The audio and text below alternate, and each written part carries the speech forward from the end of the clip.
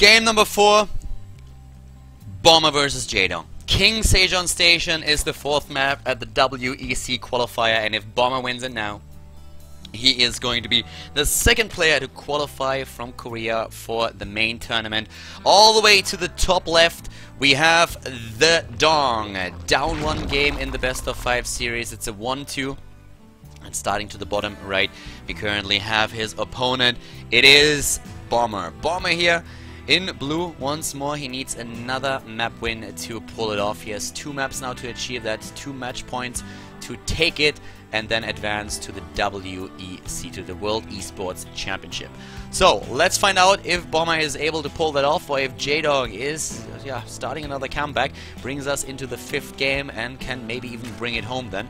We have apparently once more for the Zerg player start with the 15 hatch here. Wouldn't really be a surprise. No, it's actually the 15 pool this time.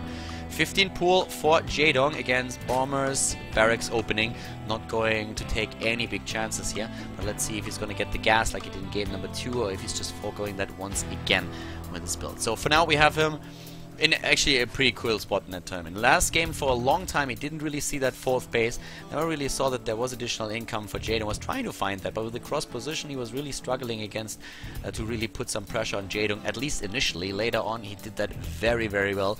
Really great there, and Bomber just like once again absolutely doing a great job with like splitting his units, moving in, getting his macro up to. His production was just absolutely on par.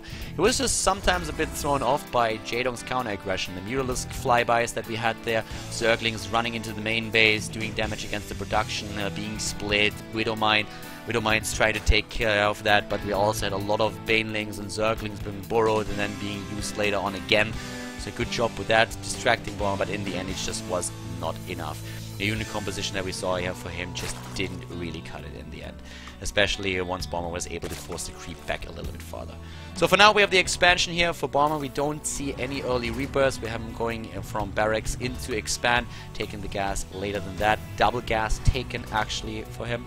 And yeah, JaeDong playing it super safe this time, heading into a style where we see him not only with the pool first, but then going into the hatch, and therefore just playing this super safe. In most of the other games, I think in all of the games that we saw from him so far, disregarding maps, we had him straight with the hatch first. Apparently this time he doesn't really feel like that. Has the queen therefore out a bit faster and is also safe against any kind of early aggression. And he is someone who played it very safe. We've been talking about that 2nd overlord like a lot already, and he always keeps that close to home because he wants to make sure that he sees what's coming in. Zerglings trying to just sneak past. And have a look here, the Overlord is in position to at least see the bunker there, and also the expand. Not really too much that he can do about that, at least not yet. In the main base, with the double gas, he can of course initiate the attack into Factory 2. Going to see those Hellions again to keep the creep back, and well, in most of the games that we saw from Bomber so far in this matchup, he did that very, very well. I mean, right now we have for him also gas taken, double gas actually taken for JaeDong now, at the natural. Trying that right away, and both of them just chilling for now. Bomber, so far, had to deal with an early base, early 3rd base for JaeDong every single time. All of those games, JaeDong went for the base or the 3rd base at the 6-minute mark. To do this here, it's pretty much exposed. You have to be really careful with how your opponent is going to use the Hellions. So we might actually see him take that a lot later than that. For the Terran player, it is the 3rd CC on the high ground. Pretty difficult to scout for Bomber, sorry, for JaeDong. He has one Overlord over here that might be able to move in and take that. Depends all on if you're going to see a Marine over here trying to just intercept things. From the left side, there's no real angle when you can send that Overlord in. So most of the times we have that 2nd Overlord right here, making sure that you also get a bit of an idea of what's going on in that area. But well, as you can see, no 3rd base yet. It is a Roach one. Whoa, interesting. So far we haven't seen any Roach aggression from JaeDong at all. Not a single Roach one in all of these games. On a map like King Sejong Station, it kind of also makes a bit of sense if you just want to have the few Roaches to be a bit more, to help out against the Hellions. And there's of course always the threat of your opponent using the Hellbats again, which Bomber already used once. That was, by the way, the game that he lost against JaeDong's defense. But we could also see him with a completely different composition. With the +1 attack upgrade already started, it looks more and more like it's going to be Roach Hydra. Roach Hydra is going to be quite interesting to see how that plays out, because Bomber is pretty good at dropping, And Roach Hydra has one big weakness, and that's drop play. That's a player or an opponent that's very fast with his drops, that has good multitasking, and is just trying to exploit the fact that you're not going to have Mutalisks to really deal with the Medivacs. So if JaeDong really goes for that, then we are in for a bit of a treat here, I guess, because he knows all of that too. But he must feel pretty confident they can pull it off regardless if he really wants to go for it. But let's not get ahead of ourselves. So far he didn't really commit to anything here. We have him with 11 drones on the way. He could also just go for like and pull a bit of a Snoot and just go into that Swarm Host style that we saw from Snoot at the Gfinity G3, where he did a really good job against Terran players, taking down MMA amongst others. The Overlord all the way here, still not moving in. By the way, the second one, there's an Overseer that's going to spot what's happening now. I love the creep spread down here, the ramp, by the way. That will allow him to see exactly what's happening with the debris. If he, and also, of course, the not fourth, but that base, if he wants to get that at some point.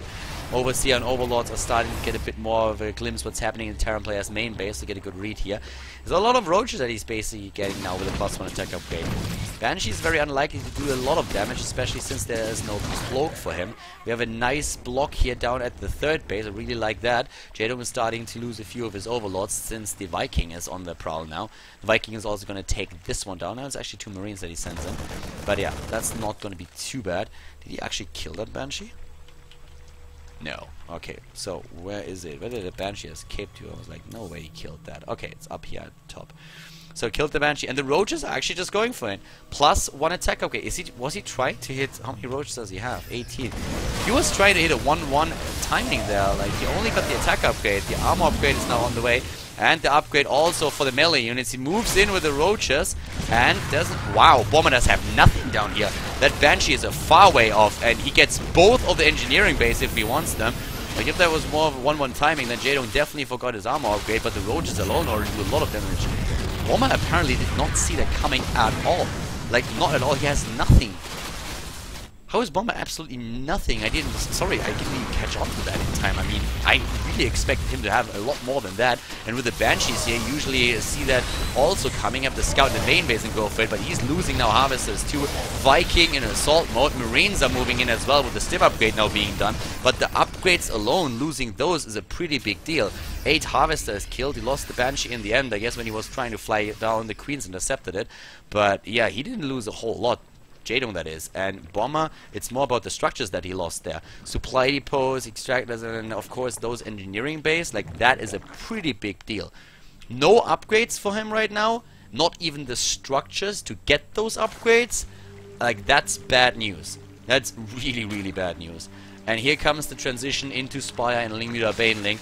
Double upgrades now from the ground already, and we have the speed upgrade for the Overlords to just keep on track what's happening there, maybe even spawn, put more creep in, but we have the Vikings still in the game, so he has to be careful with that. And Bomber's just YOLOing the SCVs across the map. There's no Baneling nest yet. There is a Baneling nest. There, just finished. There, keep it going. 9 Banelings are being built. This should not work for Bomber. With Banelings in the picture, this should not work. Speed is not done, but that's a really good creep spread. Look at this minimap. The creep spread is absolutely great. Banelings on the way. If he gets the Banelings in there, if he can buy himself the time, there they come. Banelings moving in, and well, goodbye. Goodbye SCVs, goodbye Marines, goodbye Bomber. He loses everything there. JaeDong is moving in, going for the kill here. 17 Harvesters left. JaeDong has more worker supply than Bomber has total supply right now, and there it is. The GG is called, and we are going to see game number 5 between JaeDong and Bomber.